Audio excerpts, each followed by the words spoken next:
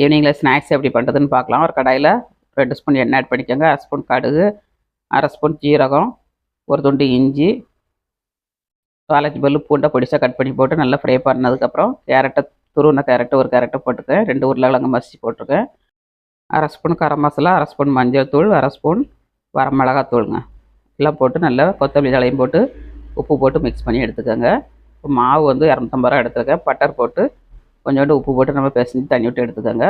நல்லா சாஃப்டாக பிசைஞ்சாச்சு. 1/2 hour ஊற விட்டு கார்ன்ஃப்ளவர் மாவும் பட்டரும் போட்டு மிக்ஸ் பண்ணி இது மேலே லேயருக்கு தேய்க்கிறதுக்கு வச்சுக்கோங்க. இப்போ இதை 4 பங்காக பிரித்து எடுத்துக்கலாம். பிரித்து எடுத்துகிட்டு நம்ம தேய்க்கணுங்க. தேய்ச்சி ஒரு மடிப்புக்கு மேலே ஒரு மடிப்புக்குள்ளே நம்ம தேய்ச்சி வச்சுருக்க கார்ன்ஃப்ளவர் மாவை தேய்ச்சிட்டு இந்த மாதிரி கட் பண்ணி உள்ளுக்குள்ளே பூரணம் வச்சு நம்ம மடித்து போட்டோம்னா சூப்பரான சமோசா ரெடிங்க. இந்த மாதிரி ட்ரை பண்ணுங்கள். ட்ரை பண்ணிட்டு எப்படி வந்துச்சுங்க தான் கமெண்ட்ஸ் பண்ணுங்கள். மீண்டும் நெக்ஸ்ட் வீடியோவில்